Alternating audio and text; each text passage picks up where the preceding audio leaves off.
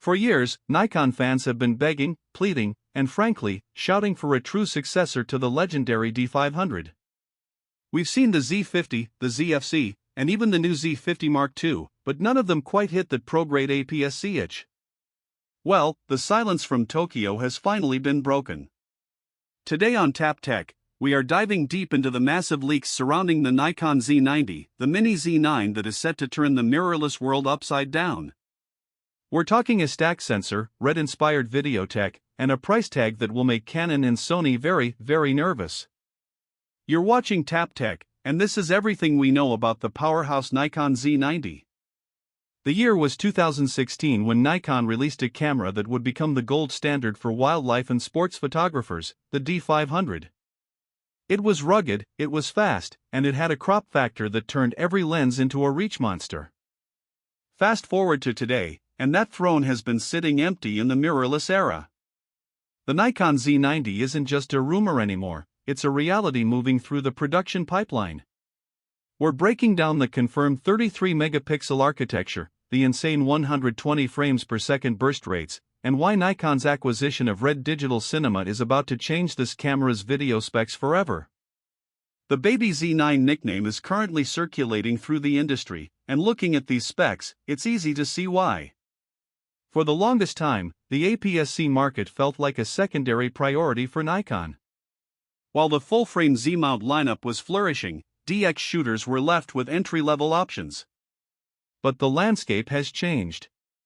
With the Canon R7 and the Fujifilm X-H2S dominating the high-end crop sensor market, Nikon is finally ready to reclaim its crown. Let's talk about the heart of this beast, the sensor.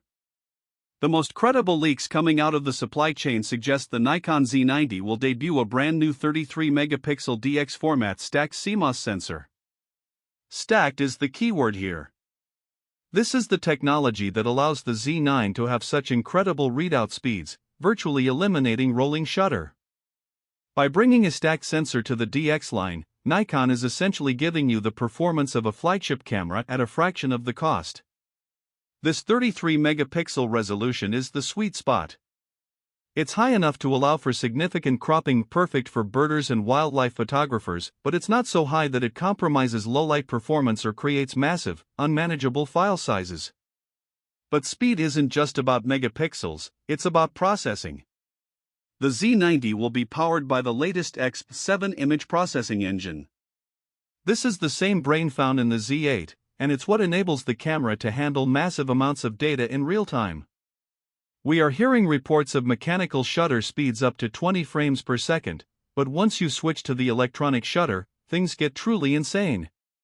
We're looking at 120 frames per second in a cropped 11-megapixel mode, or a blistering 30 to 60 frames per second at full resolution. If you're a sports photographer trying to capture the exact moment a ball hits a bat, or a wildlife enthusiast waiting for a kingfisher to break the water, this camera is being built specifically for you. Now, let's talk about the feature that has the entire industry buzzing, the red factor. As many of you know, Nikon recently acquired Red Digital Cinema. This was a move that sent shockwaves through the filmmaking community. While we expected this tech to stay in the high-end cinema line, the latest leaks suggest that the Z90 might be the first camera to benefit from Red's color science and compression algorithms. We are talking about internal 12-bit NRAW and ProRes RAW HQ. Imagine having a camera that fits in your backpack, costs under $2,000, and shoots professional-grade RAW video that matches the workflow of a Hollywood cinema camera. The Z90 is rumored to support 4K video at up to 120 frames per second with no crop, and 6K oversampled video from the full width of the sensor. This isn't just a stills camera with video features, this is a hybrid powerhouse designed to compete directly with the Sony FX30 and the Panasonic GH7. But what about the Nikon feel? One of the biggest complaints about modern mirrorless cameras is that they can feel like small, flimsy computers. Nikon fans loved the D500 because it felt like a tank. It was weather-sealed, had a deep grip, and could survive a dust storm in the Serengeti. The good news is that the Z90 is reportedly sticking to those roots. Expect a magnesium alloy chassis, full weather sealing, and a dedicated AF on button. The ergonomics are being designed to mimic the Z8, just slightly scaled down. It's expected to feature a blackout-free electronic viewfinder with 3.6 million dots of resolution and a high refresh rate, ensuring that you never lose sight of your subject during high-speed bursts. And speaking of subjects, the autofocus system on the Z90 is set to be a miniature version of the AI-driven system found in the Z9. Thanks to the X7 processor, the Z90 will feature dedicated subject tracking for humans, animals, birds, vehicles, and even airplanes. The deep learning algorithms have been refined for 2026, meaning the sticky autofocus that Nikon is now famous for will be even more responsive. Whether you're shooting a soccer match or a backyard bird, the eye detection autofocus is rumored to work even when the subject occupies a tiny fraction of the frame. This level of precision in a crop sensor body is exactly what the market has been missing. Now, let's address the lens situation. Historically, Nikon's DX lens lineup has been a bit thin on the pro side. However, alongside the Z90, rumors suggest Nikon will finally release a series of S-line DX lenses. We're hearing whispers of a 16 to 50mm f/2.8 constant aperture zoom and a high-end telephoto prime designed specifically for the crop sensor. But the real beauty of the Z-mount is that you can use any of the world-class full-frame S-line lenses on the Z90, getting that 1.5x free reach. Your 400mm f/4.5 suddenly becomes a 600mm equivalent, giving you a professional wildlife setup that weighs half as much as a traditional DSLR rig. This portability is the primary reason why many professionals are looking to add a Z90 to their kit as a secondary body. Price and availability are the two questions everyone is asking. Given the premium nature of this camera, we don't expect it to be cheap, but it will be competitive. Industry analysts are pegging the Nikon Z90 at a launch price of around $1,799 to $1,999 US. This puts it right in the crosshairs of the Fujifilm X-H2S and slightly above the Canon R7.